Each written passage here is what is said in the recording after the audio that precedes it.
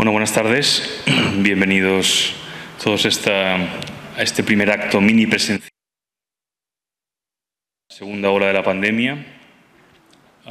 Saludamos a todos los que han tenido la amabilidad de venir a este Cotton Club, a este Cotton Hotel, al que damos las gracias por parte del CLAC por acogernos tan generosamente. También saludamos a todos aquellos que nos están viendo desde sus casas, los que nos verán estos días a través de nuestra web, la web del CLAC, para presentar este libro, Manual de Incompetencia, de estos dos veteranos periodistas, Pablo Planas y Iñaki Uría, que han hecho este examen inevitablemente urgente de la gestión de la pandemia por parte del Gobierno de Pedro Sánchez, del Gobierno de coalición, el primer Gobierno de coalición de nuestra democracia, que los dos periodistas se han atrevido a juzgar y analizar con mucho detalle, con mucho rigor y con muchísima severidad.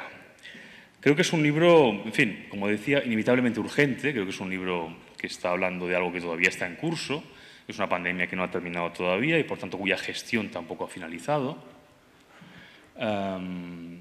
Cualquier aproximación que se haga desde el punto de vista analítico, desde el punto de vista periodístico, será inevitablemente pasajera, porque están pasando muchísimas cosas, porque todavía estamos viviendo ese trauma, esa conmoción que nos ha sacudido a todos.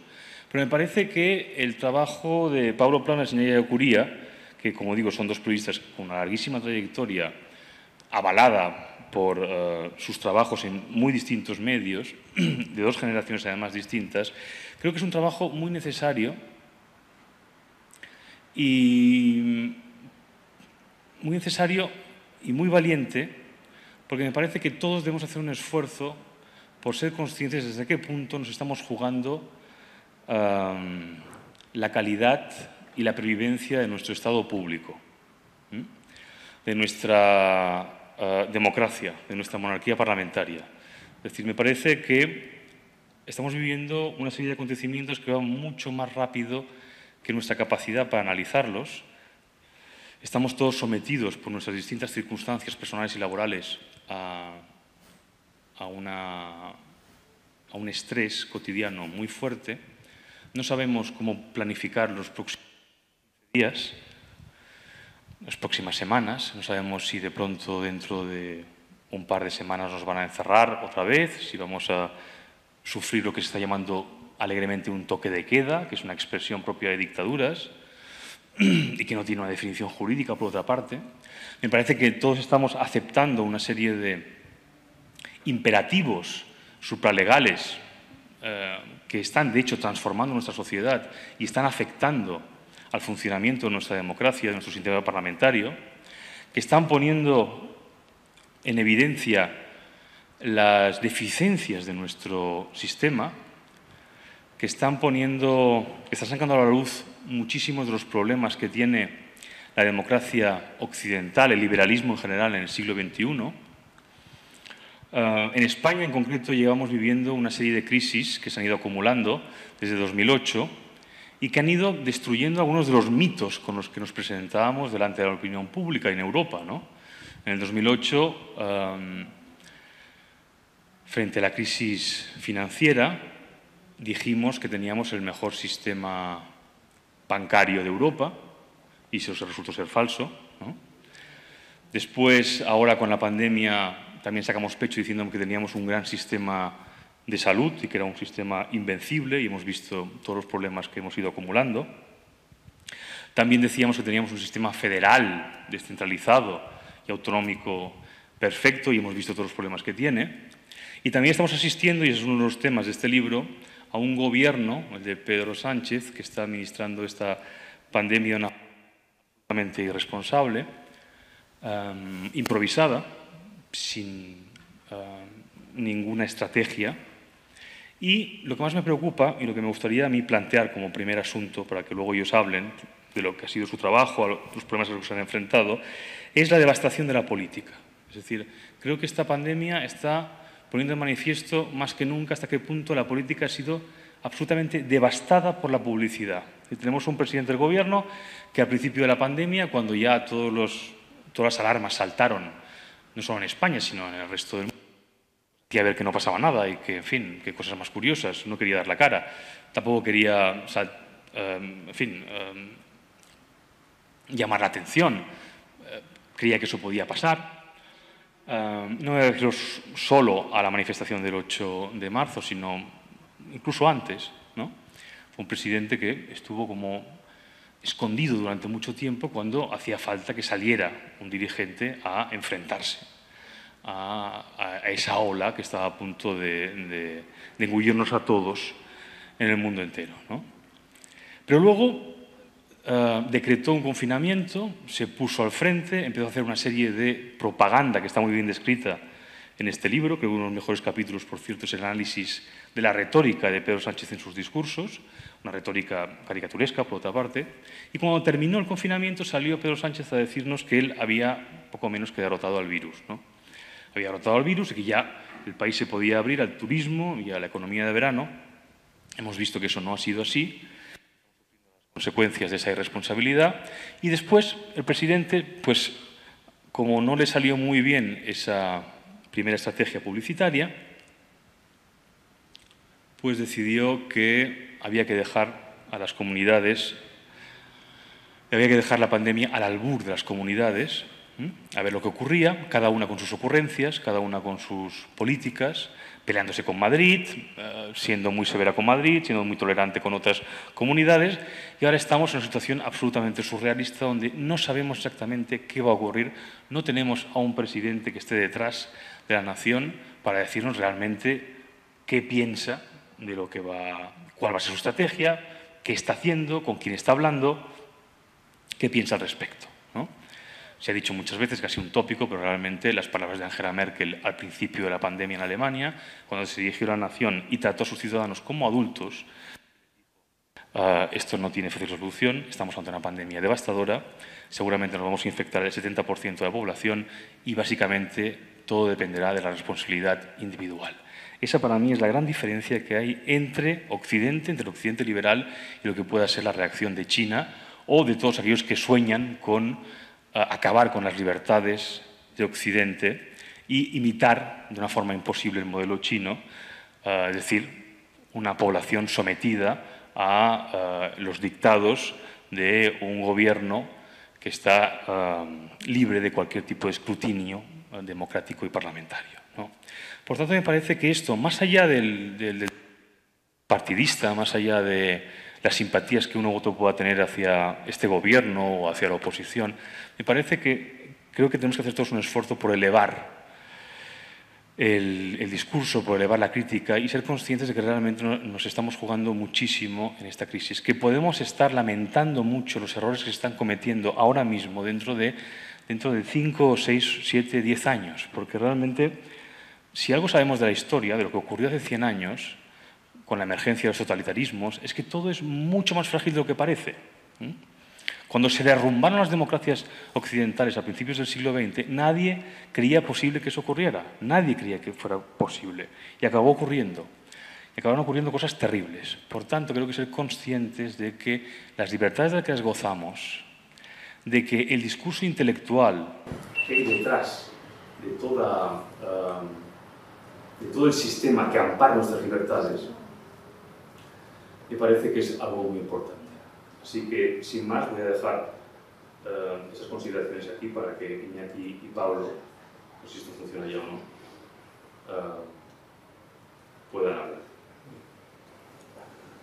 No sé si esto funciona, vamos a hablar, me parece. ¿Puedo hacer una pequeña introducción? Sí, exacto, para hacer.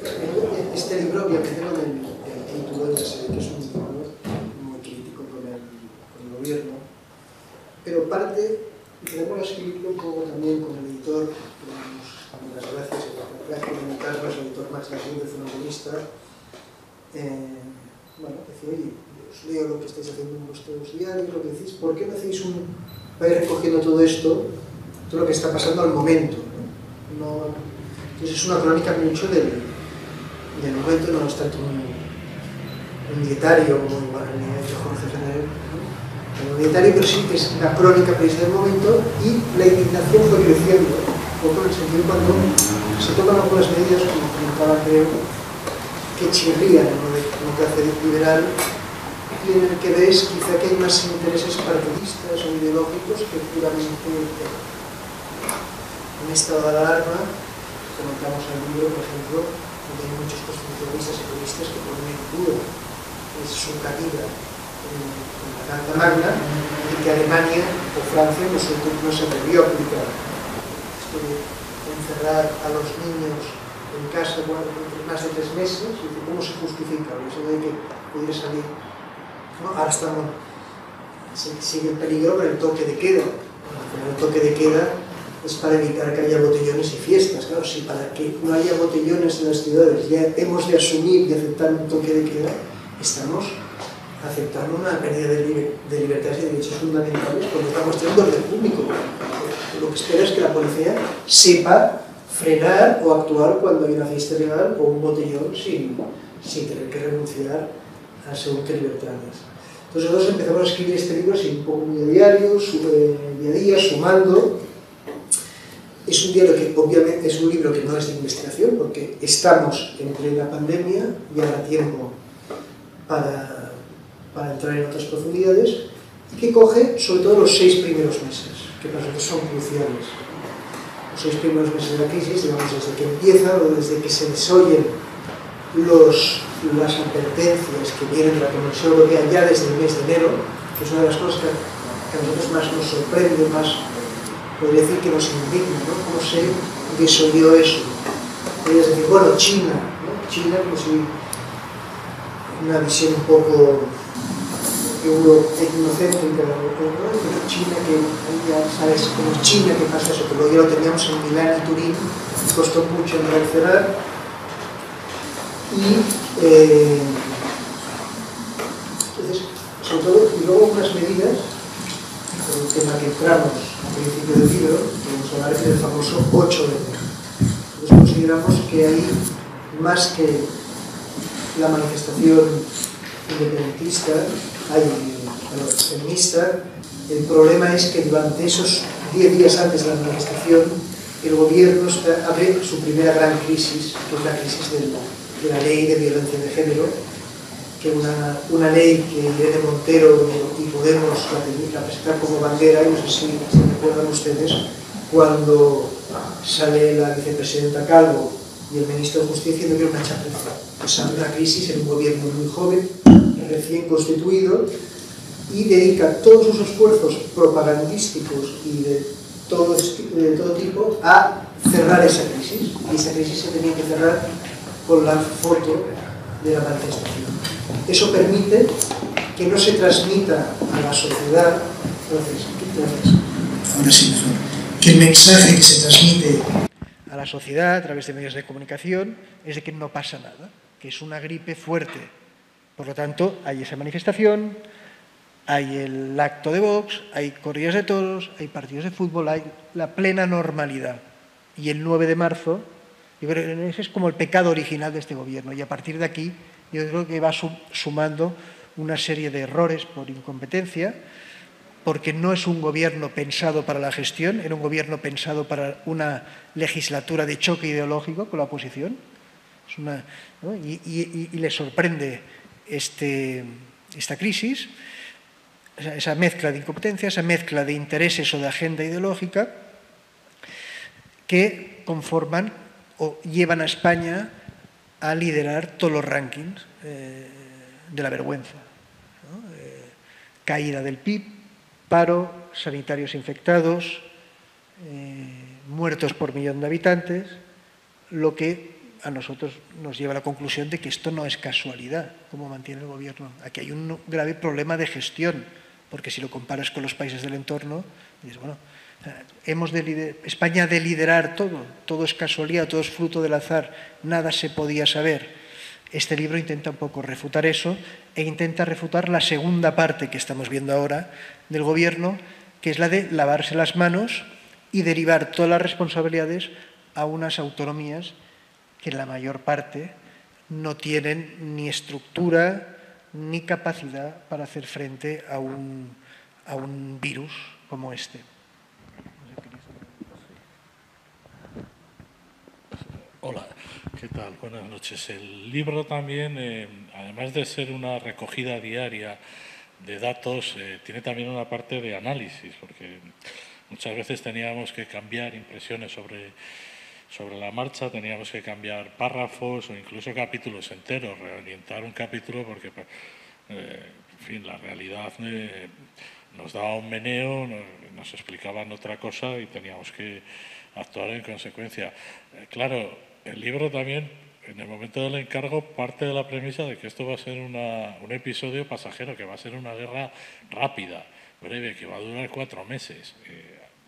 Ya entrados en el confinamiento, se comienza a hablar de una segunda ola, pero se comienza a hablar de una segunda ola al hilo de la experiencia que están teniendo en China, que es el foco, el origen del contagio. Y después, dentro de esa segunda ola, empiezan a surgir informaciones muy contradictorias. Recordad, por ejemplo, que se habló de que el virus había constancia, presencia del ADN del virus en las aguas fecales de Barcelona ya del año, en fin, la primavera de 2019, como si un portador seguramente o previsiblemente chino lo hubiera traído a Europa, lo hubiera introducido en Europa con ocasión del Congreso de Telefonía Móvil de ese año 19, ¿no? Después también el libro nos plantea una serie de reflexiones sobre el sistema mediático. ¿Cómo es posible que con un accidente de aviación diario en este país, es decir, con 300, 200, 500 muertos cada día, no haya una reacción ciudadana severa, de crítica y de cuestionamiento severo al gobierno? ¿Cómo es posible que con esas medidas que se adoptan y que se justifican porque sí, es decir, ¿cómo es posible que a una población adulta se la trate como a un niño, y esa población adulta no diga nada? Y se encierre en su casa y cumpla con todas las obligaciones, entre comillas, que impone un estado de alarma que puede ser útil, pero que dista mucho de estar justificado políticamente. Es decir, ha faltado o se ha suplido la pedagogía por la propaganda. Y entonces nos entretienen aplaudiendo a las 8 de la tarde a los sanitarios, que se lo merecen, pero que dicen que hubieran preferido más equipos de protección individual que aplausos, más medios que aplausos, más personal que aplausos. Y después eso cambia o degenera en caceroladas contra el rey, porque su padre, porque afloran algunas informaciones sobre las irregularidades financieras de su padre, y entonces pasamos de una emergencia económica a una crisis, perdón, de una emergencia sanitaria a una crisis económica, y de esa crisis económica a una crisis institucional inédita, en la que se cuestiona la forma de Estado, la jefatura del Estado y la estructura del sistema democrático español. Y después en ese sistema de medios hay una responsabilidad lacerante por parte de los grandes medios y de los medios tradicionales, o sea, excepciones, pues, como es el caso de Iñaki del Mundo, mi caso de Libertad Digital y algunos otros medios. Pero las grandes corporaciones mediáticas, las grandes corporaciones televisivas sostienen un star system de periodistas que se dedican a hacer bromas, gracias, befas y cachondeo con el virus, y que dicen que el virus es una cosa ridícula, se ríen de la gente que lleva mascarilla, dicen que las mascarillas no hacen falta, que hay más riesgo de morir asfixiado por llevar mascarilla que de morir por el coronavirus, que esto es una gripe fuerte. Y estoy hablando de personajes como Ana Pastor, como Ferreras, como Risto Mejide, como Jordi Évole o como Lorenzo Milá, que en un momento dado hace una conexión desde Roma negando que, en fin, tachando a las autoridades italianas de alarmistas y diciendo que eso estaba teniendo un impacto muy negativo en la economía.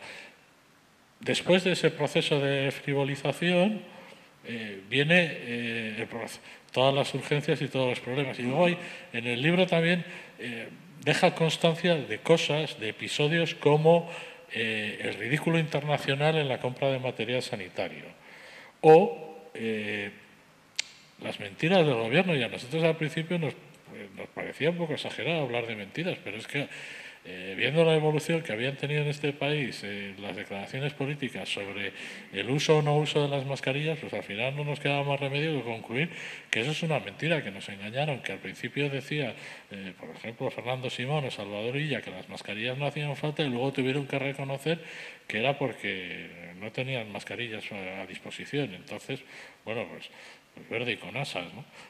Engañaron a la población. Nadie ha pedido perdón, ningún político ha pedido perdón, ningún político de ningún signo.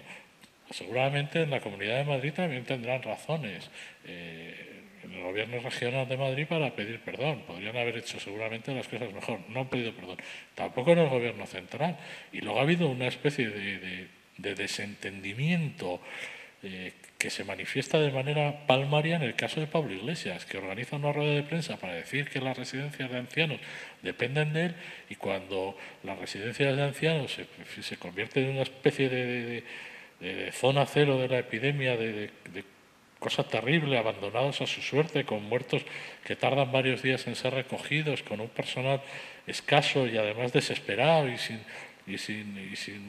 medios y sin conocimientos para atender a los ancianos, entonces dice Pablo Iglesias que eso no va con él.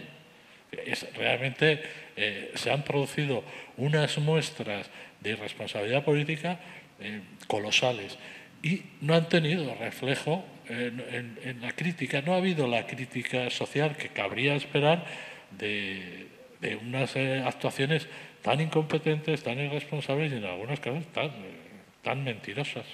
Y bueno, el libro llega incluso hasta hablar del ingreso mínimo vital, que a todo el mundo en un momento dado le parecía una buena idea, pero que ahora se ha demostrado un absoluto fracaso. ¿Por qué? Por la falta de medios del Ministerio de Seguridad Social a la hora de gestionar las peticiones, o porque se producen casos, es decir, estamos en una crisis económica en la que empieza a haber otra vez colas de personas para buscar comida, porque mucha gente está en ERTE pero no cobra el ERTE.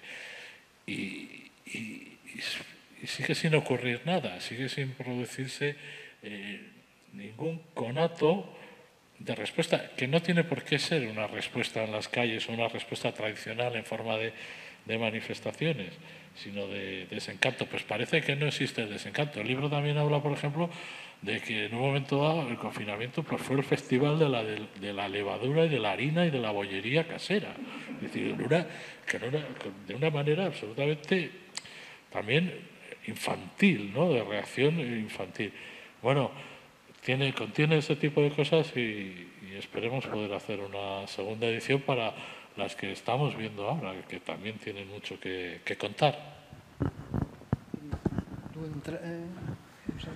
Yo quería insistir en una cosa que he apuntado al principio y que os parecía a vosotros, porque hay en el análisis que hacéis se ve muy claramente cómo Pedro Sánchez pasa pues de la ignorancia o de hacer ver que no pasaba nada a de pronto ponerse al frente de la pandemia de una manera muy seria, queriendo hacerse el estadista, ¿no? De alguna manera, como diciendo, yo voy a solucionar todo este problema, esto es un gran problema. Y todo el tiempo insistiendo en que estaban siguiendo los dictados del comité de científicos o de los expertos que asesoraban al gobierno, que eso luego se demostró que no existía, ¿no? O que no existía o que estaba formado por dos expertos, o por Fernando Simón o por muy pocos. Quiero decir, por aquí, ahí hubo un momento en que yo me hice la reflexión de que, claro, eso era pervertir la esencia del estadista. Es decir, como decía Hannah Arendt, el estadista se rodea de expertos, escucha a los expertos y luego se retira a un espacio misterioso en el que toma decisiones, ¿no? Y Hannah Arendt lo equiparaba con el espacio misterioso al que se retira el yo moral para tomar decisiones con respecto a los problemas que se le plantean a lo largo de una existencia, ¿no?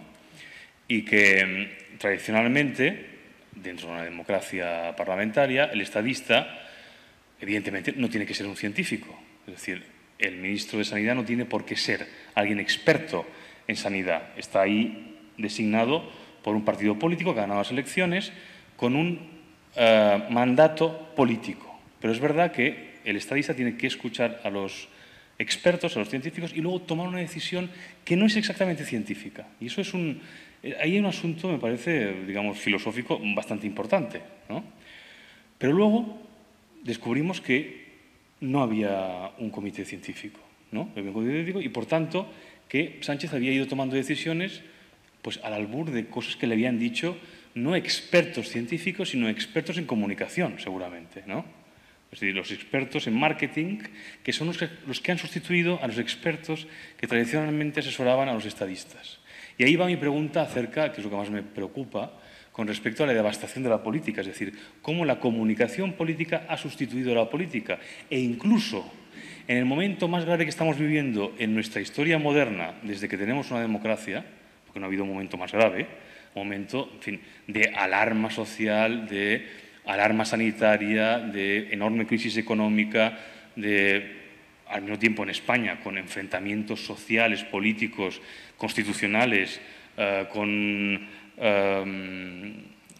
desafíos a la monarquía, etcétera, etcétera, no hay realmente un pensamiento político de altura que sea capaz de compasarse eso, sino alguien que va al dictado de una serie de recomendaciones de marketing y de publicidad. Mi pregunta sería cómo lo habéis vivido vosotros como periodistas los dos y cómo han sido vuestras conversaciones al respecto, porque evidentemente habéis hecho el libro a cuatro manos, pero habéis discutido al respecto. ¿Cómo lo habéis ido recibiendo desde ese punto de vista?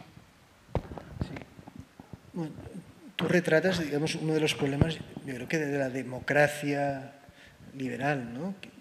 Como la entendíamos clásicamente, a esta democracia casi de las redes sociales, del like, ¿no? Es verdad, no hay proyecto político porque es que una de las cosas que ves en el libro es que hay temas, ¿no? Y hay gente que lo lee y dice, no me acordaba de esto, ¿no? Un tema como que un gobierno se invente y justifique sus decisiones por un comité de expertos inexistente, seguramente hace 10 años hubiera sido un escándalo que hubiera supuesto la dimisión. Ahora no, porque se sobrepone. Entonces, esto los partidos políticos, los dirigentes políticos, pero también los medios de comunicación, somos muy responsables, vivimos al día a día, al momento, y todos sabemos que lo que hoy parece una tragedia, dentro de 2 días, o un gran error político, dentro de 2 días será olvidado. Podemos repasar un montón de crisis que parecían, no sé, por ejemplo, la presidenta de la Comunidad de Madrid, en su día, Cifuentes, a los 2 días, desapareció del mapa, no se ha vuelto a hablar. Quim Torra, ya nadie se acuerda de Quim Torra. Nadie le llora a Quim Torra, no duró ni 24 horas. Entonces todo esto ha hecho que que suban una especie de Rasputins, como Iván Redondo, que es el jefe de gabinete del PSOE. Eso en el PSOE nunca había pasado, que una persona externa al PSOE, que podría asesorar en la comunicación, se convirtiera en el jefe político del PSOE y del gobierno. O sea, por primera vez, un gobierno del PSOE tiene a una persona ajena al partido, que le importa, que hoy trabaja para el partido, pero mañana puede volver a trabajar con Xavier Albiol, como hizo en sus orígenes, o con Basagoiti, como también trabajó del PNV, y que, por lo tanto, no tiene un proyecto de país. No hay una idea de, bueno, nosotros desde la socialdemocracia proyectamos que la España del siglo XXI tiene que ir para allá. No, es el regate, es lo instantáneo, seguramente muy efectivo en las elecciones, pero que vacía de discurso al PSOE. Y esto en la crisis del coronavirus se ve, porque Sánchez da unos bandazos de prácticamente no querer hablar del virus cuando se empieza con el Mobile World Congress, no sé si os acordáis de la polémica de si se suspende o no se suspende, y cuando muchos anunciantes y participantes deciden no venir, incluso desde el gobierno, o la alcaldesa Colau decía que había como una campaña internacional para robarle el certamen a Barcelona y llevarlo a otra ciudad, y se veía, ¿no?, un poco otra característica de la democracia actual o del debate público actual, que es la paranoia constante, ¿no? Soros, y aquí también había una mano. Sánchez no decía nada.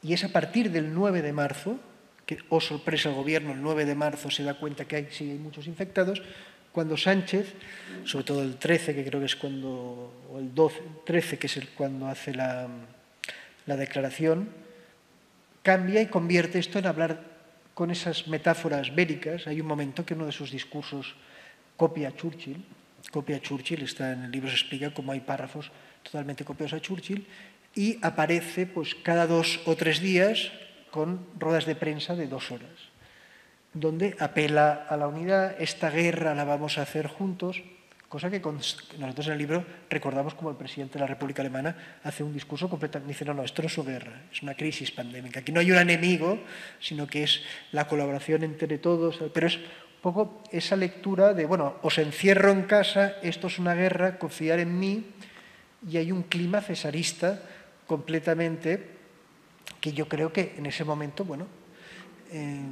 él asume y hasta disfruta.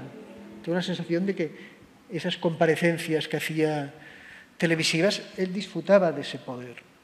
¿Por qué cambia? Porque alguien le dice que esto es un desastre y si sigue así, el responsable único al que le va a enseñar a la gente va a ser a él. Entonces, cuando en verano dice hemos ganado al virus, otra cosa que se ha olvidado, dice, disfrutar, el turismo puede venir, la gente puede tal, desaparece, está un mes de vacaciones, que dices, en plena pandemia, bueno, pues el presidente puede ir, pero es que Simón desaparece Sánchez, Iglesias está en una crisis, ahora no sé qué, de estas crisis un poco internas, no sé cuál era, no del chalet, pero tenía una crisis, es que no la recuerdo, pero tiene una crisis en el mes de agosto interna de Podemos que desaparece también de la vida pública. Entonces, pasa... Sí, eso pero antes tenía otra crisis que no me acuerdo. Pero pasamos de un gobierno omnipresente a casi un holograma, no estaba. Y al regresar se lava las manos y las... Pero eso es pura estrategia, porque no quiere asumir la responsabilidad de la hecatombe social y económica a la que desgraciadamente todos los indicadores dicen que está condenada España. Entonces, ¿cómo lo hacíamos? ¿Qué te pasó? Pero hablábamos, y es lo que dice, había capítulos que lo enfocabas de una manera, pero la realidad la superaba.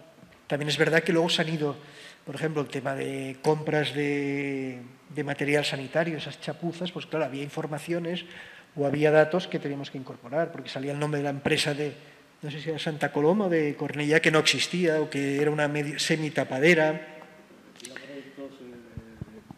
Era una empresa, en el caso ese concreto, que vendía productos para la potencia sexual, pero no Viagra, sino una serie de medicinas, de hierbas, y esa es una de las empresas que selecciona el Ministerio de Sanidad para interlocutar con los chinos y comprar material sanitario en China. Es decir, se producen ese tipo de disparates. Y luego el tema de los expertos. Aquí hemos tenido un gran experto, que nos lo han colocado como un gran experto, que ha sido Fernando Simón. Una persona que yo creo que seguramente forzada, ¿no? por ese afán de propaganda. Recordamos la propaganda también que de repente sacaron a los uniformados y esas ruedas de prensa con muchos uniformados. Eso no servía y desaparecen los uniformados, ¿no? Fernando Simón actúa más como un portavoz político del gobierno que como como el virólogo en jefe. ¿No? Yo lo comparo mucho con el de Alemania, con el de Suecia, que hacen unos discursos muy científicos, muy técnicos y dejaban la parte política al margen, ¿no? O dejan la parte política al margen. En cambio, Simón se mete en el barro, habla del 8M, siempre ha estado defendiendo las actuaciones del gobierno. Fauci en Estados Unidos hemos visto que ha llegado a contradecir a la administración Trump cuando él consideraba que eso no. Aquí ha sido... Y es uno de los grandes problemas, que no hemos tenido un comité de expertos, sino que una persona que en su pasado pues, había actuado bien, ¿no? Pero no sé tampoco si era la más preparada para actuar casi en solitario con esta crisis, que ha asumido el rol de portavoz del gobierno socialista y podemita. Pero es un personaje además al que convierten en un icono pop. Es decir, un tipo que un día dice una cosa, al día siguiente se contradice, al tercer día vuelve a la versión de primera y a pesar de que la comunicación es perfectamente mejorable, convierte en todos sus defectos en algo positivo, y entonces te encuentras no gente que se hace camisetas, sino gente que se hace tatuajes con la cara de Fernando Simón. ¿Y por qué sabemos que hay gente que se hace tatuajes con la cara de Fernando Simón?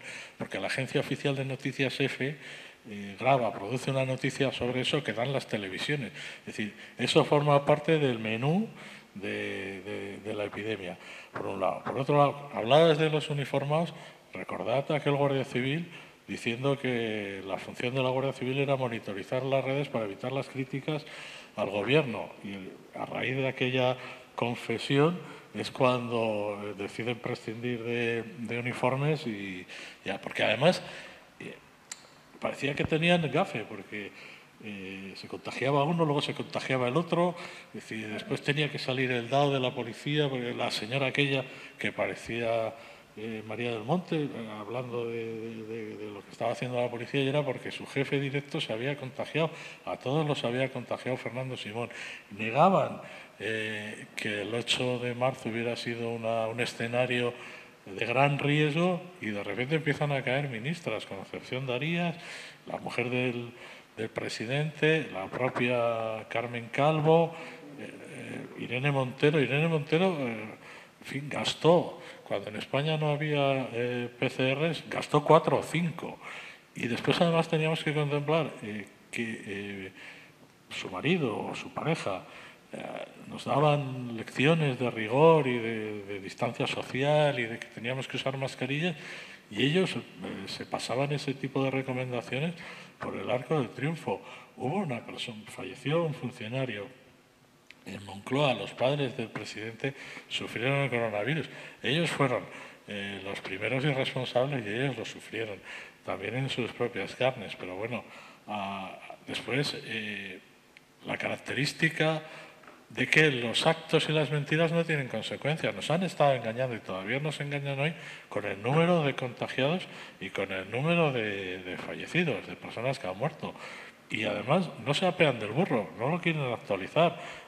No sé por qué razón no quieren admitir que ya hemos superado, o sí que lo sé, no quieren admitir que hemos superado ya los 50.000 muertos, pero es que hasta medios tan poco sospechosos de ser críticos con el gobierno como público explica hoy que no estamos ante 1 millón de contagios, que estamos ante 3 millones de personas que se han contagiado del coronavirus, asintomáticos o no, según los datos del Instituto Carlos III, porque es decir, ese 1 millón de personas que hoy titulan algunos periódicos entre la moción de censura y los toques de queda, son los que están confirmados mediante pruebas PCR. Es decir, bueno, pensad en la cantidad de gente que ha sufrido la enfermedad y que no ha tenido acceso a una prueba PCR porque todavía en fin, se gestionan con cuentagotas. Hoy me contaba una persona que ha estado en contacto con alguien que ha dado positivo, ha ido al centro de atención primaria en la calle Córcega, en la zona de Sagrada Familia, y le han dicho que le llamarán en 2 días a ver si le pueden hacer una prueba, porque no, en ese momento no disponen y están pues colapsados. Eso pasa en todos los centros de atención primaria de Barcelona, donde conseguir una cita previa es imposible. El sistema informático rechaza la posibilidad y te insta a que introduzcas en un casillero tus síntomas, que ya te llamará la médico o el médico de cabecera cuando tenga un momento. Además, el libro sirve para una cosa. Además, el libro explica lo que ha pasado, lo que pasa en la primera fase de la pandemia. Me estoy yendo un poco, perdónate, de la parte política, pero a la parte social. Explica lo que ha pasado, y leyendo el libro te das cuenta de que no han hecho nada de lo que dijeron que iban a hacer. Es decir, no hay rastreadores, no hay pruebas PCR, no han reforzado el sistema sanitario, y por eso estamos como estamos. Prácticamente estamos como a finales de febrero. Recordad que había gente informada que decía, oye, cuidado que esto es serio, y otros que decían, no pasa nada, esto es una gripe y tal, y jaja, y jiji, y Jordi Évole haciendo bromas y Risto Mejide haciendo bromas, ¿no? Y después es verdad, no tienen los errores políticos, errores a veces humanos, o errores, en fin, forzados para intentar camuflar su incompetencia, no tienen consecuencias. Yo creo que la oposición tendría que hacer una reflexión seria sobre cómo es posible que no haya conseguido evidenciar de manera descarnada lo que está ocurriendo en España, la propia mentira sobre los datos estadísticos. Es algo que no tiene explicación y que las explicaciones que tiene apelan a una sociedad anestesiada. Y creo que la oposición tiene una responsabilidad, o debería tener una responsabilidad, en sacudir las conciencias y en fin, evitar que nos metan goles como que, por ejemplo, el cierre de bares y restaurantes, que no se sustenta sobre, en el caso catalán, sobre ninguna estadística. Es decir, la estadística más aproximada está en Madrid, es el Ministerio de Sanidad, y dice que mientras que en los colegios hay un 7-8% de casos, la mayor parte de los casos se producen en el ámbito familiar.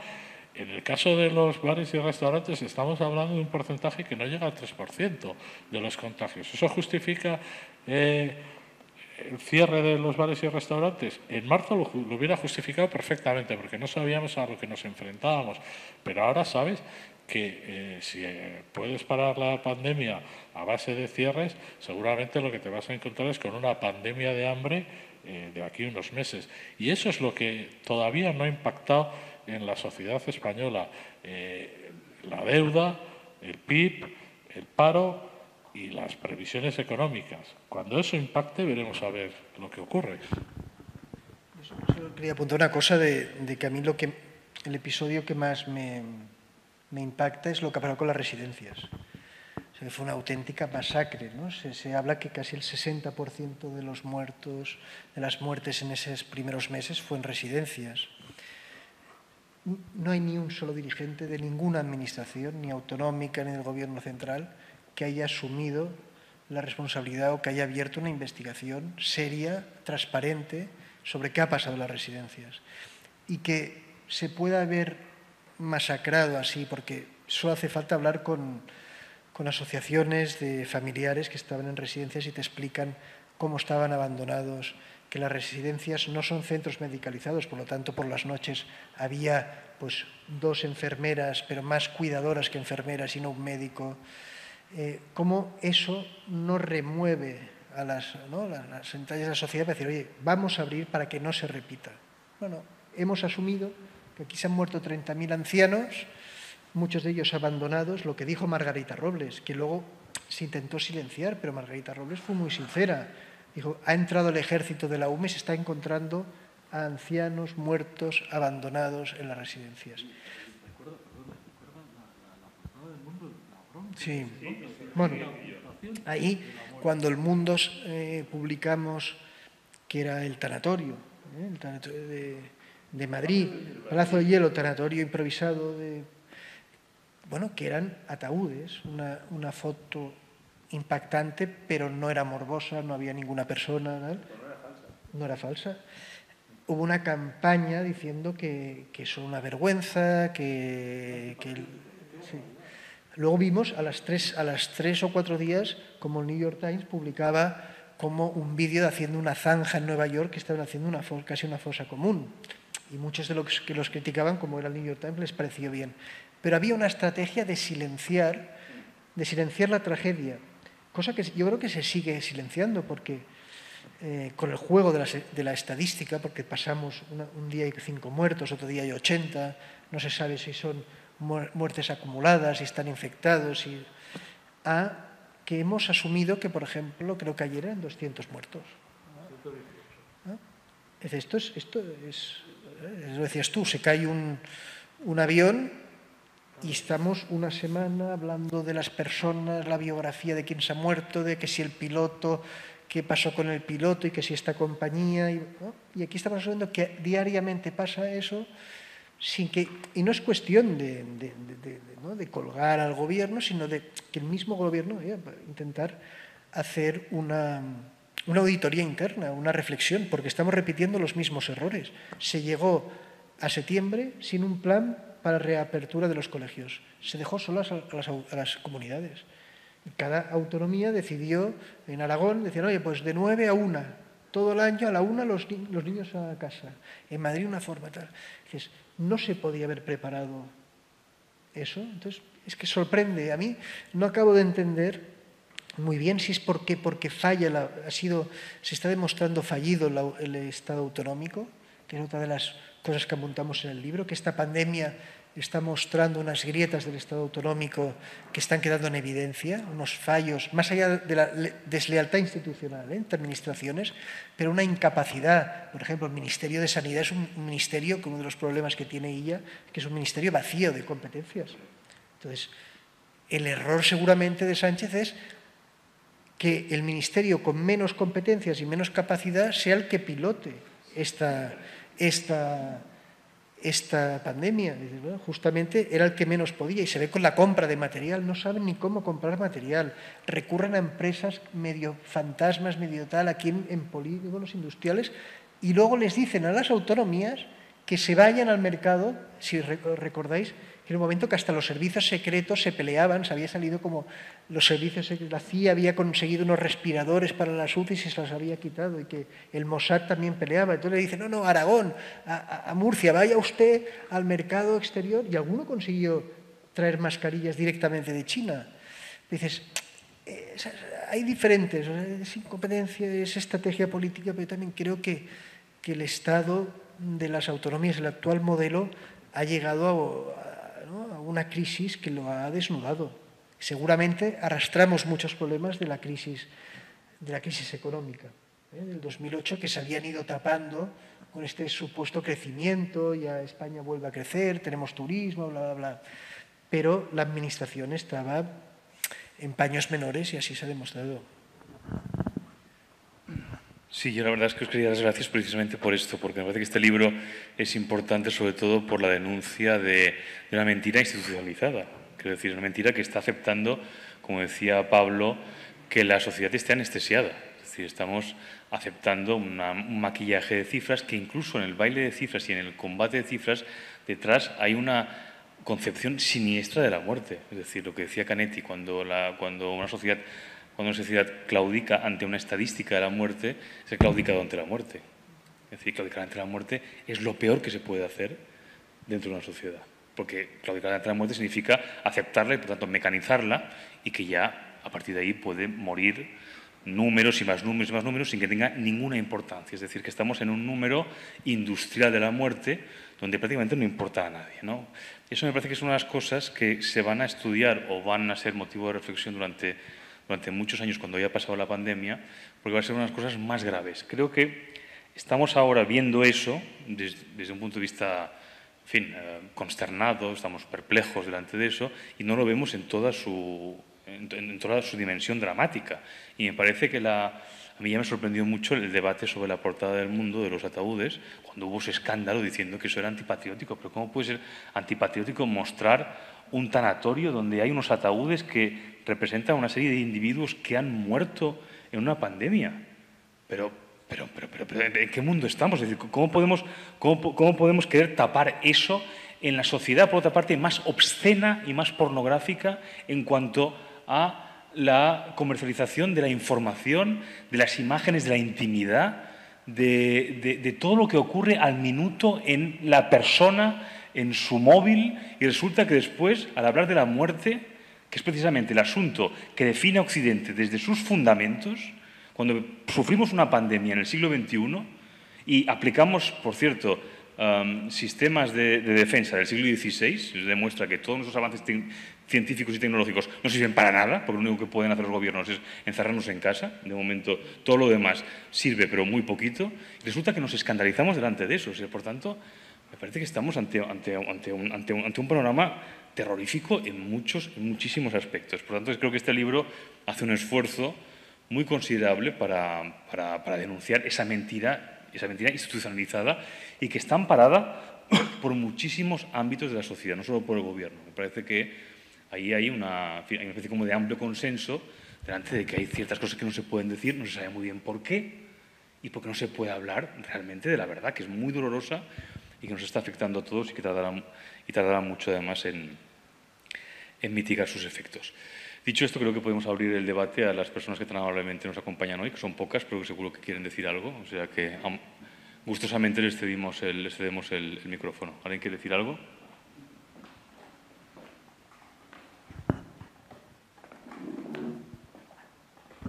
buenas tardes. Yo quería corregirte, Iñaki, porque Iván Redondo no es el...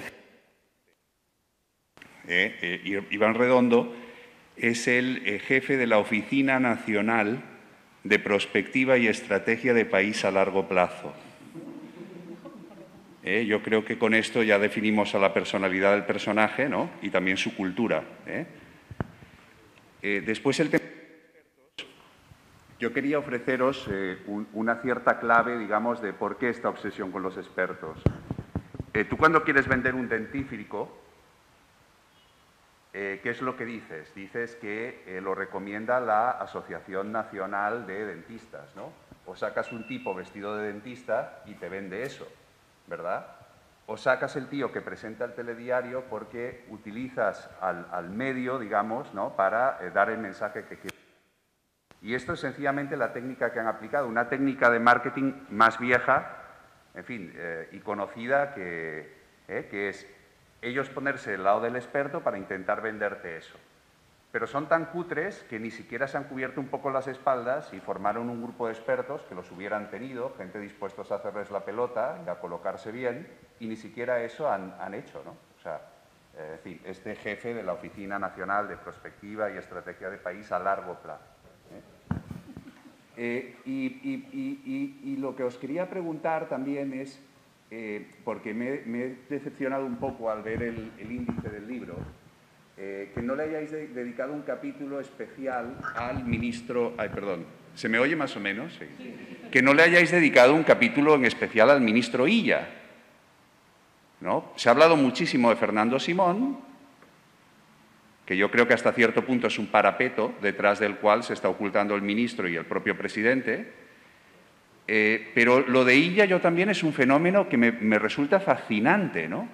O sea, cómo se juntan al mismo tiempo tantas alabanzas y tantos halagos y tanto peloteo en la prensa, en general, incluso la prensa de derechas, y simultáneamente una incompetencia tan palmaria y tan trágica, ¿no? O sea, cómo confluyen en la misma persona estos dos fenómenos, ¿no? O sea, es como un personaje, no sé, de Tom Wolfe, no sé quién podría describir un personaje así, ¿no? Tan al mismo tiempo incompetente y al mismo tiempo halagado, alabado y glorificado por circunstancias que hasta cierto punto algunas las puedo entender, otras se me escapan. De modo que os invito a, si hacéis otro libro, dedicarle un capítulo al fenómeno Salvador Illa. Gracias. Hacemos otra y así contestamos de uno. ¿Alguien quiere? Hola, muchas gracias. Me gustaría, primero, al hilo de lo que has dicho de esta contraposición entre política y propaganda, una pregunta de si a la propaganda se la combate con política o con mejor propaganda inversa, digamos. Esa sería una pregunta. Y después me gustaría preguntaros sobre la figura del escritor que intenta razonar frente al delirio, ¿no? Creo que la situación de delirio ha sido absoluta. Me gustaría contar una anécdota personal y otra cuestión. Yo un día en Facebook publiqué una crítica sobre unas declaraciones de Ponsatí y entonces recibí un mensaje de alguien que no conocía y, bueno, me amenazaba a mí y a los que habían comentado mi mensaje de ojalá coronéis. Entonces yo entendí esto como una amenaza de muerte, digamos. Entonces al día siguiente salió Serrat con este médico que lucha contra la SIDA, ¿cómo se llama? No recuerdo, este médico catalán. Sí. Entonces habían hecho un acto a favor de la cura del COVID y decía yo corono.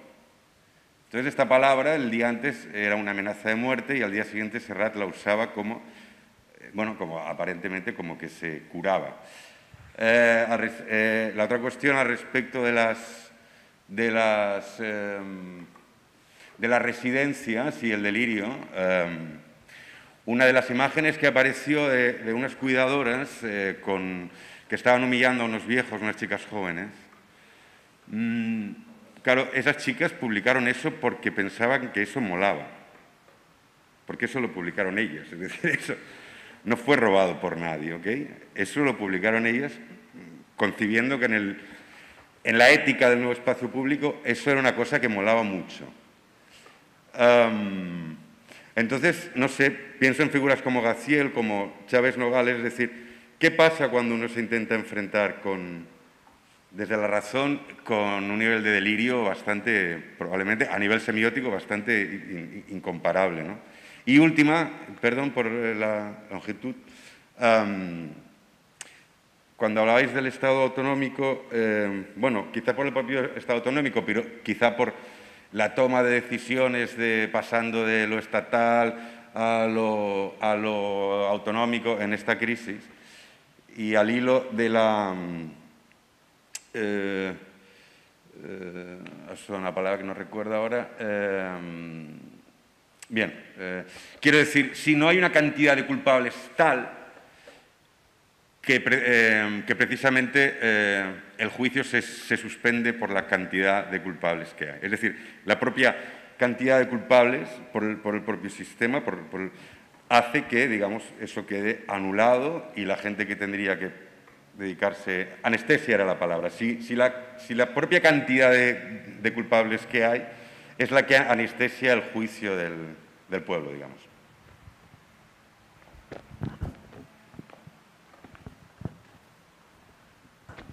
Luego, Juan, me repites porque repites lo que has preguntado que me he olvidado. No, lo que dices, a ver, es difícil entrar en la psicología de por qué. Yo creo que hay muchos factores. Uno también es el individualismo de esta sociedad. Yo mientras estoy en casa y teletrabajando y no sé, pues, bueno, entonces, si no se me ha infectado ningún familiar, si no...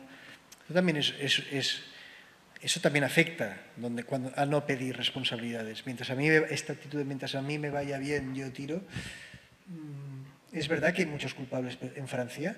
La semana pasada vimos cómo la Fiscalía enviaba a la policía a casa del exministro de Sanidad, de otros ministros, para recabar información sobre su gestión. Ahí no creo que es...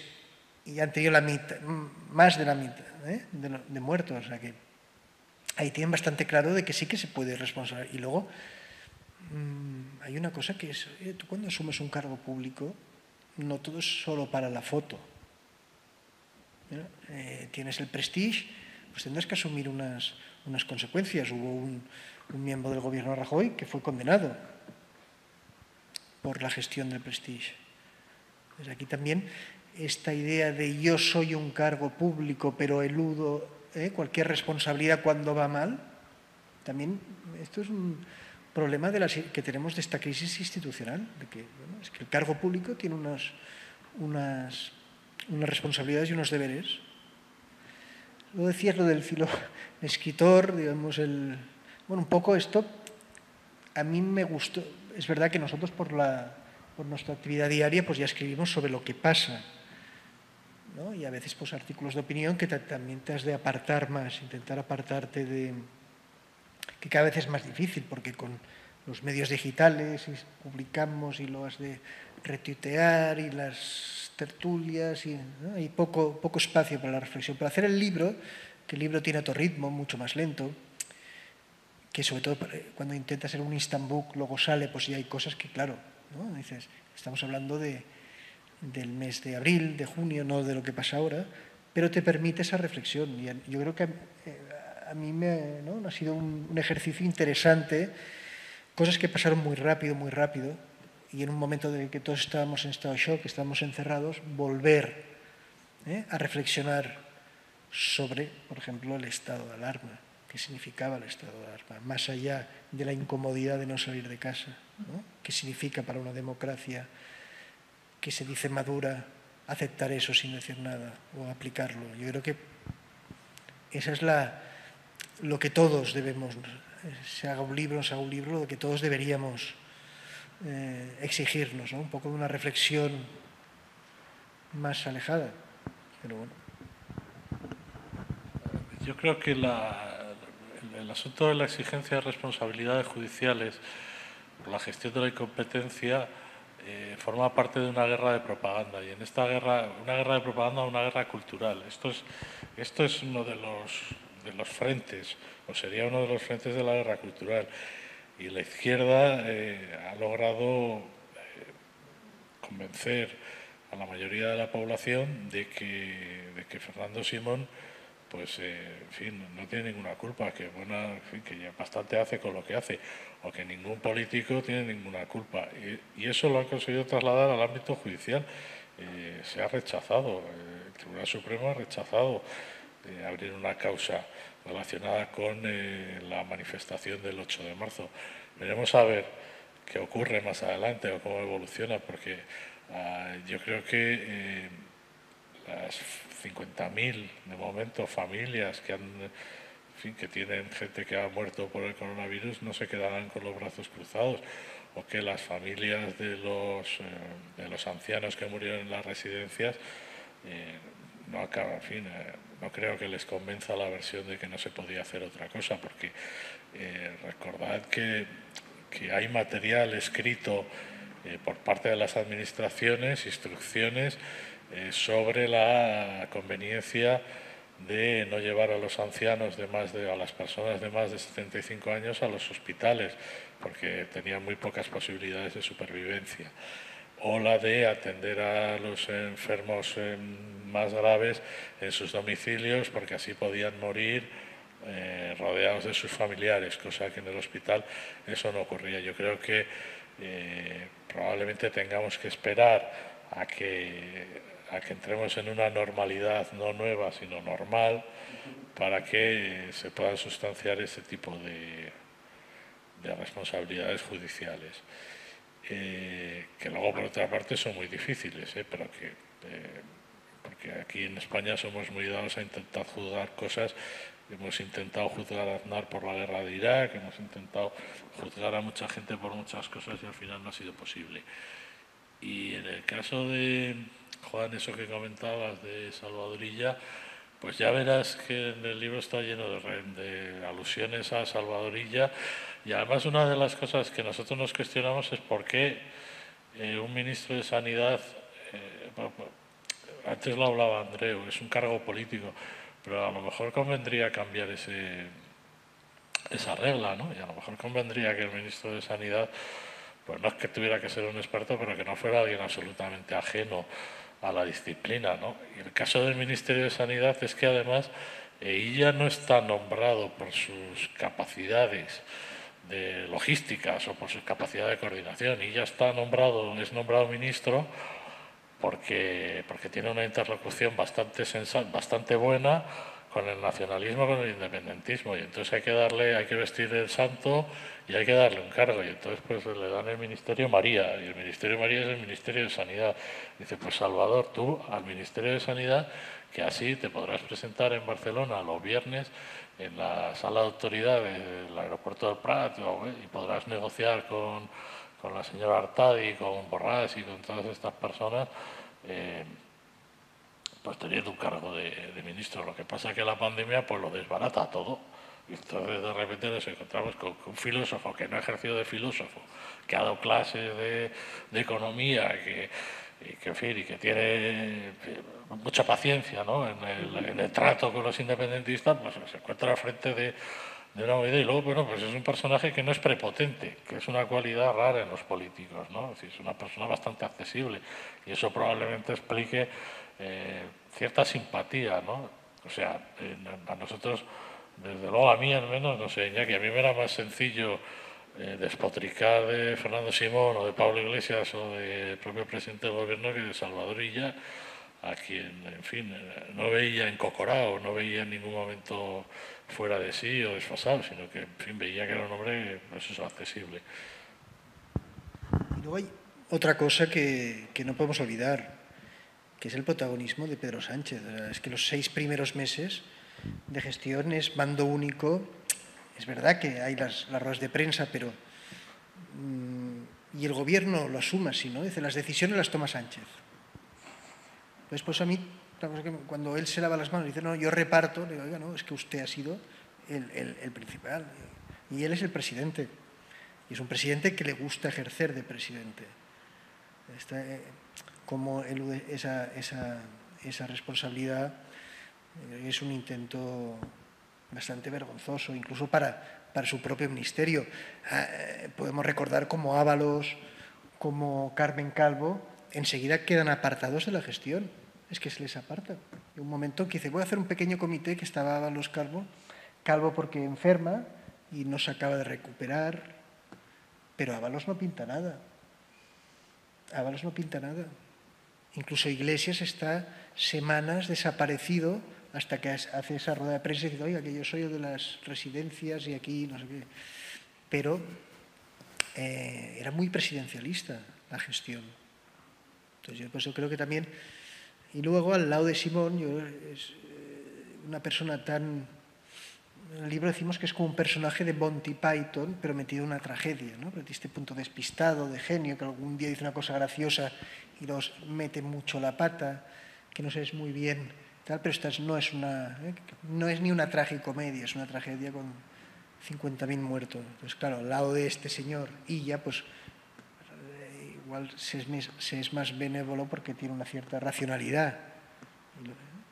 Incluso es de los pocos que en algún momento ligeramente, ¿no? Porque otra cosa que ha hecho el gobierno es que nunca se ha asumido ninguna responsabilidad. No ha dicho, bueno, nos hemos equivocado en esto, ¿no? Se ha mantenido el discurso de, bueno, no se podía saber, se pasó de la gripe fuerte al no se podía saber, y luego a todos nos ha cogido por sorpresa. Oiga, no, a todos no. A todos no, porque podemos ver lo que ha pasado en Portugal, podemos ver lo que pasa en Suecia, y hay una cosa que no hemos dicho que yo creo que es muy importante, que es el gobierno hizo gala de nosotros cerramos muy pronto, reaccionamos con Italia, se cerró muy pronto cronológicamente, pero no respecto al momento de penetración del virus en España. Cuando cierra España, el virus ya estaba metido, ya estaba escampado en la sociedad, mucho más que en otros países. Entonces sí, es verdad, cerraste antes en el tiempo, pero mucho más tarde de lo que hicieron otros países cuando creo que Grecia empieza a tomar medidas cuando hay 1 o 2 muertos, que es lo que te dicen, ¿no? Dice, estos confinamientos, tú sí confinas cuando el virus ya está escapado, pues, hombre, frenas un poco, pero es tarde.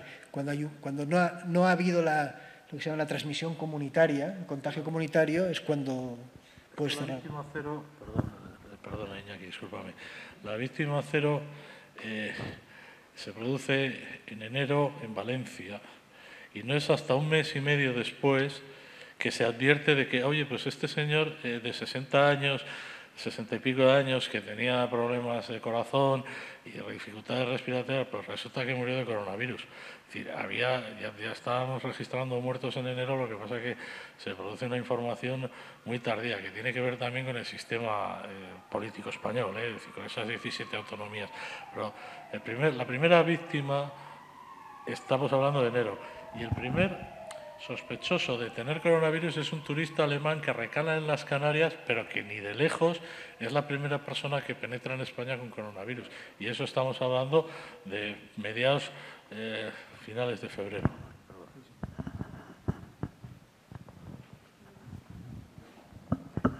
Sí.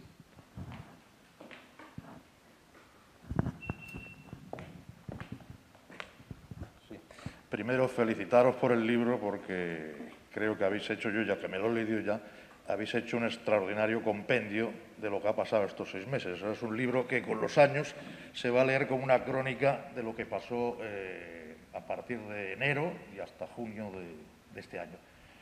Seguro que estáis ya pensando en la segunda edición, porque esto, la segunda oleada que tenía que venir, la segunda oleada ya está aquí. Acabo de saber que en Francia ya han decretado el toque de queda a partir de mañana de 48 departamentos más. En Francia han prohibido que la Vuelta a España, que tenía que entrar en el Tourmalet el domingo, pueda entrar y se suspende, se acorta la etapa sin poder entrar en Francia. Es decir, que nos encontramos ya en la segunda oleada, que además está llegando. Ahora será moda los toques de queda, porque en Europa ya están empezando con los toques de queda, ahora tendremos la discusión sobre los toques de queda, pero la segunda oleada ya está. O sea que animaros para el segundo libro. Una pregunta, solo una reflexión. Creo que lo ha dicho Pablo, que es la incapacidad manifiesta que se ha observado de la oposición en hacer una labor de oposición eficaz contra este gobierno. Pero yo pienso también que aquí en España, toda España, si el gobierno es de izquierdas, o el gobierno es lo llamado progresista, no sabemos por qué, pero tiene un plus de credibilidad.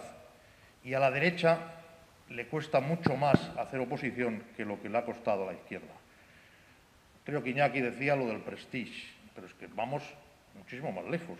Con la pobre UCD, cuando cayó la UCD, se le hizo una campaña brutal en contra por lo del aceite de colza. Cuando la guerra de Irak, no digamos la campaña brutal que hizo Aznar, luego con el atentado del 11M, que se culpó casi a Aznar de la bomba en los trenes. Lo que pasó con las vacas locas o lo que pasó con el ébola, con la muerte del perro, con la muerte del perro. Es decir, yo creo que hay evidentemente que la oposición probablemente no ha desarrollado una labor eficaz, pero es que la oposición se encuentra contra un muro. Imaginaos lo que pasó con el Prestige, lo que pasó con la colza, lo que pasó con el ébola, si por aquellos azares de la vida no prospera la moción de censura y seguimos teniendo a Rajoy en el gobierno con esta crisis, la que se habría liado en España. La que se habría liado sería terrible con residencias, con las masacres de las residencias, con los muertos en los hospitales, con muertos que la familia no solo no ha podido decir, que le han entregado un féretro que no han podido ni saber quién hay dentro.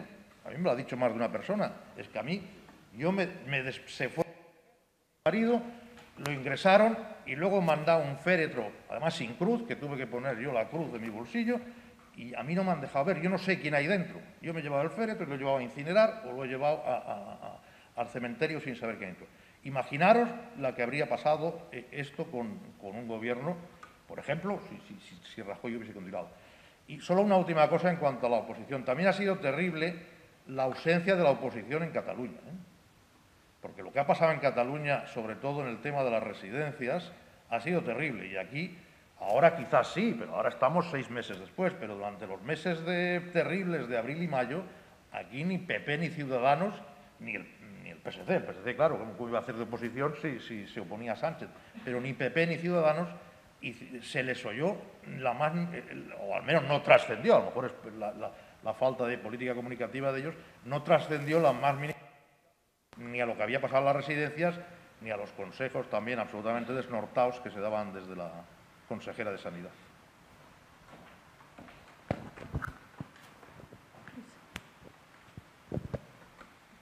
Hola, buenas noches.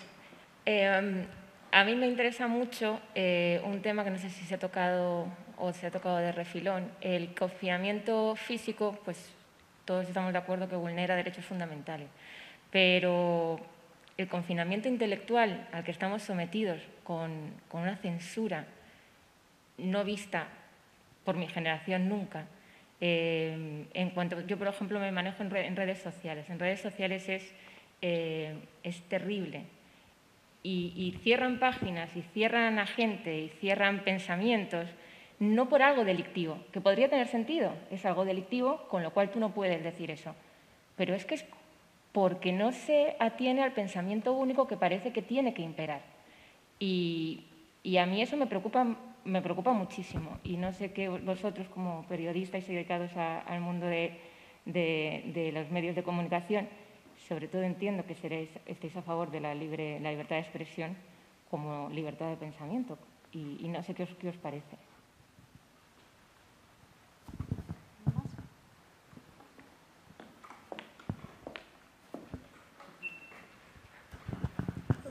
Pues gracias por las preguntas. Yo creo que esa falta de crítica también se debe a esa falta de libertad de expresión. Sin ser, por ejemplo, un ejemplo, ¿no? Tampoco es un diario de escrupulosamente, a veces objetivo, pero el New York Post sacó una información sobre un hijo de Joe Biden. Twitter ha censurado, lleva 6 días o 7 días, censurando la cuenta de este diario, de un diario que tiene una tirada muy importante y con millones de lectores en Internet. Bueno, pues algún día igual lo hace del País o del ABC o del Mundo, porque si tú ya censuras una red social, ¿no? Como Twitter puede censurar, es decir, censurar un medio de comunicación. Entonces, este debate por ejemplo, el libro, hay gente que dice, es que este libro es inoportuno porque aprovechas la tragedia para poner en cuestión. Digo, no, justamente la democracia es la fiscalización del poder, es el debate, es el cuestionamiento de lo que se ha hecho, pero se asume, como se asume que haya personas que no puedan hacer una conferencia, que se cierren, ¿no? Es que tenemos miedo ¿no? Dice, parece una sociedad, esto lo explicaba este fin de semana, pero ya no me acuerdo, que un profesor norteamericano dice, yo cuando daba las clases, antes pues no tenía miedo de explicar. Ahora te da miedo porque el alumno, cuando le explicas algo... sí, decían porque en las clases de Derecho en Estados Unidos ya hay alumnos que piden que el tema de la violación, la ley que juzga la violación, no se trate, porque eso, y el abuso sexual, porque eso puede ofender. Entonces hay como una sensación de lo que ofende es peligroso para mí. Es una cosa muy infantil, ¿no? Lo que ofende, lo que yo desconozco, lo que me parece contrario a mí, es peligroso, atenta contra mi integridad. Y estamos un poco eso, no. Y eso está, el problema de eso es que hay una utilización política detrás, para capar debates, para cerrar cuestiones y para silenciar voces. Entonces, y sobre la oposición, Rajoy hubiera estado de presidente todavía, casi en funciones porque habría convocado elecciones, pero hubiera sido presidente. Esto a veces cuando se habla de la guerra cultural, que lo comentabas, ¿no? Porque el centro-derecha, el conservadurismo, pues a veces tiene que plantear una guerra cultural. Yo creo que son en estas cuestiones, en estos mantras o casi pensamientos que están instalados, donde hay una legitimidad, todo en España, porque no creo que en Francia o Alemania tenemos a Merkel pase, pero en España una legitimidad que se le da a la izquierda que no se le respeta a la derecha, ¿no? Para gobernar.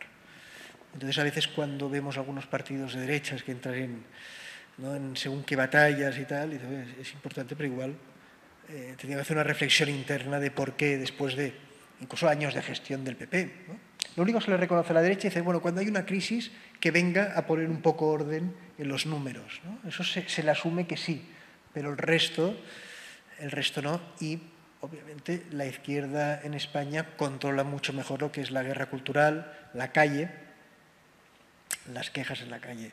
Y totalmente de acuerdo que la oposición en Cataluña estaba desaparecida. También es verdad que con el cierre de los parlamentos, que no lo hemos dicho, del Congreso y del Parlamento, otra cosa que hubo meses que no hubo control al gobierno. Eso no pasó. En la Segunda Guerra Mundial, el Parlamento británico seguía funcionando, a escondidas de las bombas alemanas, pero no se les ocurrió cerrar el Parlamento. Aquí se estuvo, no pasó nada, no había control. También dificultó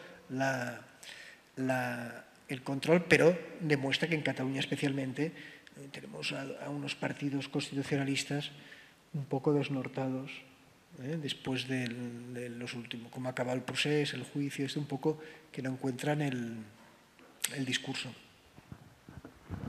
Sí, el tema de la oposición, de la guerra cultural y por ejemplo, cuando haces zapping y ves el tipo de programas, el tipo de periodistas que participan en los programas de Movistar, de Antena 3, de Telecinco, el tipo de debates, son periodistas, son debates, son contextos, entre comillas, progresistas, muy de izquierdas, y la gente no consume solo información a través de los periódicos, de hecho consume cada vez menos información a través de los periódicos y más una cosa que llaman en Estados Unidos lo llaman infotainment, es decir, es una información, entretenimiento, pues que, en fin, pues vuestros hijos seguramente están más conectados con la actualidad a través de este personaje de Broncano o de Buenafuente o de Jordi Évole que a través de lo que pueda explicar el mundo, lo que pueda explicar un digital como Crónica Global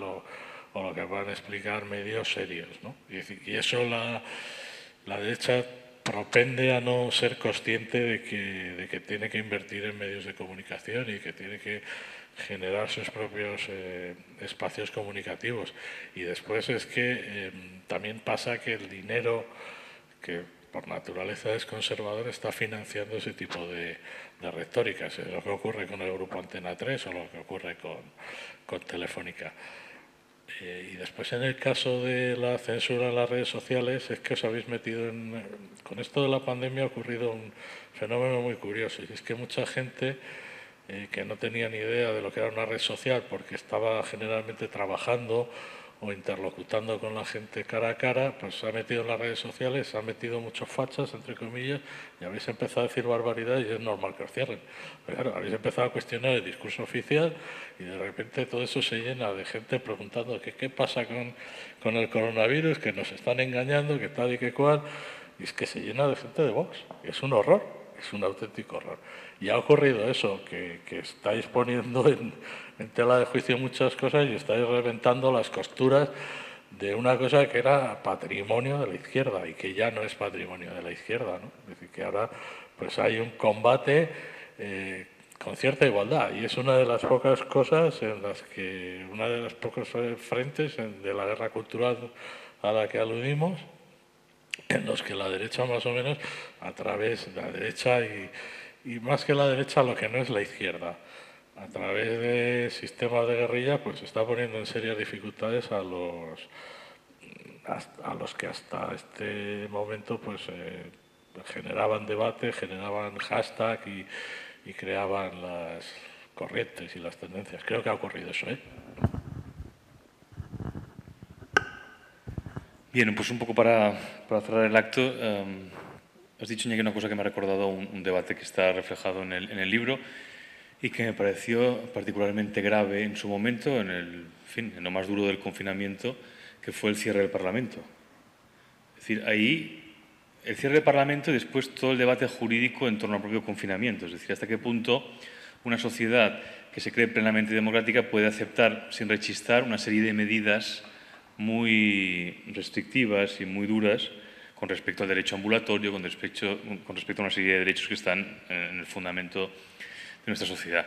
Pero más allá del estado de alarma, que como vosotros reflejáis ahí también, muchos juristas y filósofos han identificado con el estado de excepción, ¿no? Que algunos creen ver en esto un precedente para instaurar ya una especie como de perpetuo estado de excepción en el que en el siglo XXI siempre viviremos y que se puede activar en cualquier momento por cualquier causa, menor o mayor. Por supuesto, lo que estamos viviendo es mayor. Pero más allá de eso, estaba la cuestión del Parlamento, es decir, cómo se puede cerrar el órgano central de nuestra democracia, en un momento en que el Gobierno toma una serie de decisiones muy duras y no está sometido a escrutinio. Yo recuerdo que hubo un momento en que, hasta donde yo sé, solo Cayetano Álvarez de Toledo, como portavoz entonces del Partido Popular, denunció ese cierre, y después Felipe González, en un artículo en El País, que salió un domingo, también denunció de una manera muy clara y muy rotunda ese cierre, y después ya, al cabo de poco tiempo, se volvió a abrir, pero de una manera muy tímida. Es decir, hubo muchas facultades del Parlamento que se mantuvieron, digamos, en suspenso durante mucho tiempo. Eso me parece que es algo que vale mucho pena recordar y tener muy en cuenta por parte de todos, porque creo que estamos dando por sentado cosas que son hasta cierto punto espeluznantes. Y ya para terminar, la cuestión de Salvador Illa, hay una cuestión que a mí me parece particularmente preocupante también, que es que se defiende a Salvador Illa, se suele decir porque es buena persona, ¿no? Pero a mí, sinceramente, que sea buena persona o no, me da totalmente igual. Primero porque no lo sé. No tenemos instrumentos, la mayoría de ciudadanos, para saber si Salvador Illa es buena persona o no, porque no le conocemos y no le vamos a conocer nunca, probablemente. Por lo tanto, me da igual si es buena persona o no. Quiero decir que lo de la bondad se ha convertido en un elemento de intercambio político en nuestra sociedad de una manera completamente obscena y completamente intolerable. Y eso lo han puesto en marcha. Por ejemplo, Pablo Iglesias habla todo el tiempo de buenas personas y señala a distintos políticos de la oposición y les nombra buenas personas. Nombra buena persona al portavoz del PNV, nombra buena persona pues a alguien del PP que le parece que es buena persona, y eso es algo que, esa perversión también lo hace Junqueras, por ejemplo, cuando habla de que ellos son buenas, él es buena persona porque es buena persona, y por tanto, todo el que esté en contra de él es mala persona, y ya no hay nada más. Y como decía Hannah Arendt, refiriéndose a Schelling, cuando la bondad emerge al espacio público se convierte en algo completamente perverso y que ilustra todo lo contrario de lo que quiere decir. Por tanto, los sentimientos tienen que estar fuera de la política, no pueden ser un elemento del espacio público. Los sentimientos pertenecen, por definición, a la esfera privada y a la esfera de la experiencia personal de cada uno con sus relaciones familiares y de amistad y sociales, pero no se puede elevar nunca a política, porque si no, en fin, estamos cansados de recordar a dictadores y a tiranos que lloraban y que consideraban que eran las mejores personas del mundo. Por tanto, eso creo que hay que erradicarlo y que hay que denunciarlo sin ningún tipo de miedo y sin ningún tipo de temblor. Es decir, cuando nos dicen que no se puede criticar a Salvador Illa porque es buena persona, pues mire, en fin, ese no es mi debate y por tanto yo no voy a entrar allí. Por tanto, creo que hay que decirlo con mucha claridad y es algo que también reflejáis en vuestro libro. Dicho esto, muchísimas gracias a los dos por vuestro trabajo, por haber venido aquí. Gracias otra vez al Cotton por alojarnos en este acto casi clandestino y a todos por ustedes por acompañarnos esta tarde. Gracias.